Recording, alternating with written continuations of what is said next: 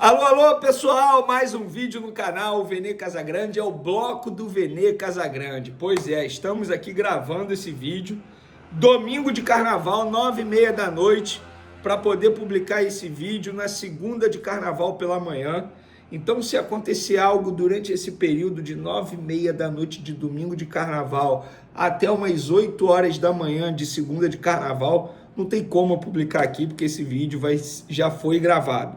Mas, dito isso, galera, no vídeo de agora a gente vai falar sobre o investimento que o Flamengo vai fazer de 23 milhões de reais por 50% de direitos econômicos de um atacante do Flamengo que tem jogado com o técnico Felipe Luiz. Para muitos ele não é o titular absoluto, mas para o Felipe Luiz tem sido peça extremamente importante. Já já a gente vai explicar essa situação. Vamos falar também de internacional, porque o José Boto ele deu uma declaração importante falando sobre a operação envolvendo o Thiago Maia. E é basicamente aquilo que a gente explicou. Estão querendo terceirizar o problema e jogar o problema para cima do Flamengo, culpar o Flamengo. O Flamengo não é culpado. Pelo contrário, o Flamengo é a única vítima nessa história e já já vou explicar isso para vocês.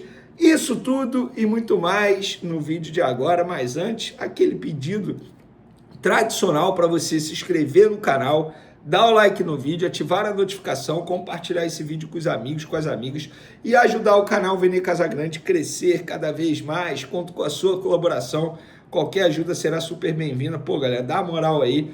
Poderia estar curtindo o carnaval, poderia estar zoando, mas não. Estou aqui focado no canal Vene Casagrande para deixar vocês muito bem informados. Vamos para as informações? Antes, eu quero mandar um recado para um otário botafoguense, é assim que eu vou chamá-lo, para um otário botafoguense que pegou uma publicação minha no Twitter, eu dizendo, eu vou até, enfim, deixa eu ver se eu acho aqui, que eu vou ler literalmente o que eu escrevi. Eu escrevi que foi compreensível o baixo público de 10.966 pessoas presentes no Vasco e Flamengo no estádio Newton Santos. E aí eu falei que o acesso ao Newton Santos é horrível, para quem mora no Rio de Janeiro a gente sabe disso, risco altíssimo de confusão por se tratar de um Vasco e Flamengo, as torcidas, a gente sabe da rivalidade, ingresso caro, sábado de carnaval, teve o jogo da volta, tem um jogo da volta, ou seja, vários fatores pesando contra, inclusive a torcida do Flamengo não mostrando nem um pouco animada para ir nesse duelo em tom de protesto pela decisão do Vasco em levar o jogo para o Newton Santos. Aí esse otário botafoguense, não vou mencionar o nome dele, para não dar ibope aqui para ele, disse: queria que você me explicasse o que torna o acesso ao Newton Santos horrível, por favor. Essa fantasia criada por playboys como você espalha facilmente, quando na prática se tem um trem na porta do setor sul, metrô no bairro vizinho e linha amarela e suburbana ao lado. Acesso ruim para quem? Para todo mundo! Para todo mundo. Você que mora no Rio de Janeiro, você sabe que todo mundo reclama do acesso ao Newton Santos. É uma entrada e uma saída. E sim, eu vou de Uber quando eu vou ao estádio. E qual é o problema? Para você me chamar de playboy, você não sabe um terço da minha história.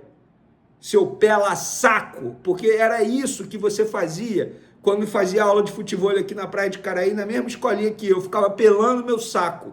Pô, quero ver falar isso na minha cara. Coragem você não tem.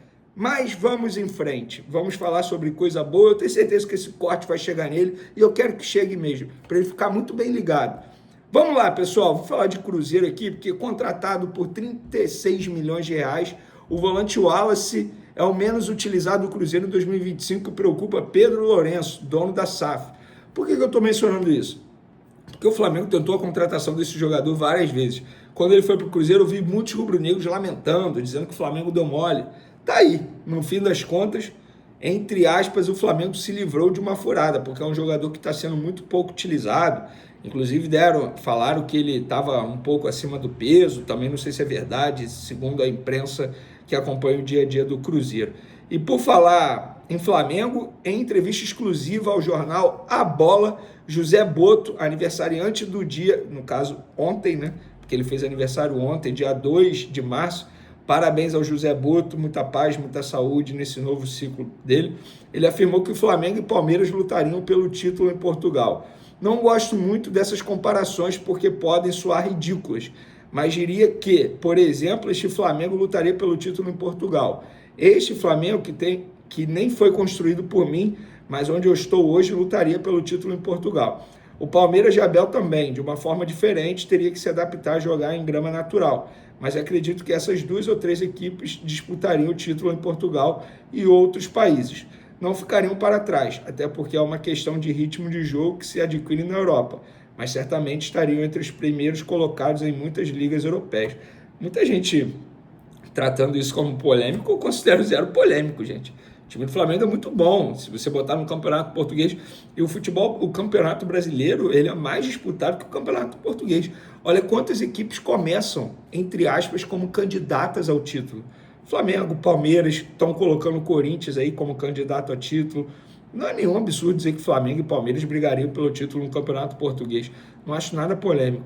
E o Flamengo, a gente precisa dizer isso aqui, o Felipe Luiz está há 21 jogos sem perder o comando do Flamengo. A última derrota e a única derrota até o momento foi contra o Fluminense no dia 17 de outubro de 2024 pelo Brasileirão. E pelo visto, se tudo ocorrer dentro da normalidade, Flamengo e Fluminense novamente na final do Campeonato Carioca.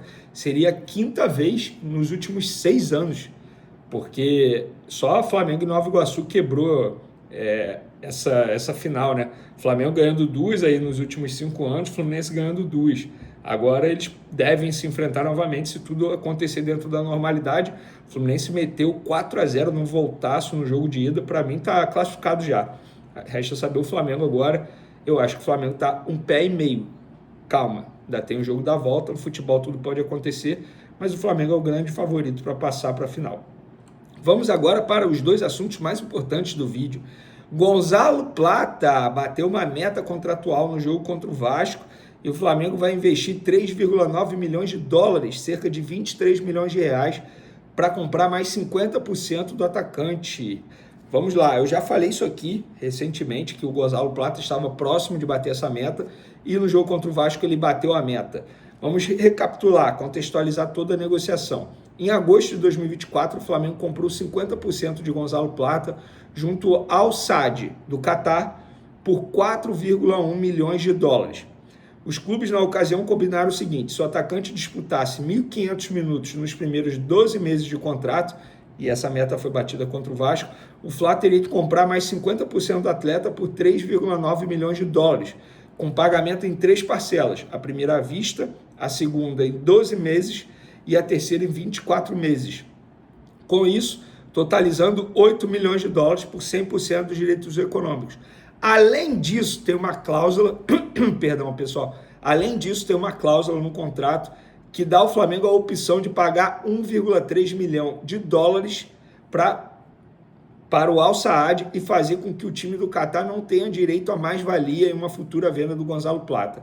Ou seja, vamos resumir para você, o Fla vai gastar ao todo aí 9,3 milhões de dólares, cerca de 52 milhões de reais, acabando de pagar em 2027 por 100% de um jogador atualmente considerado titular pelo técnico Felipe Luiz, da seleção equatoriana e apenas 24 anos com o poder de revenda.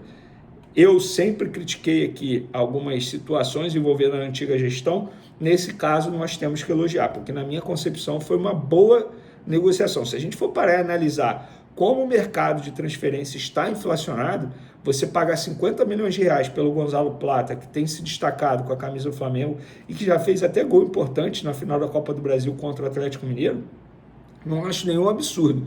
Por 100% dele, eu não tenho dúvidas que o Flamengo vai vender esse jogador por um valor bem maior do que esse aí. Eu não tenho dúvidas.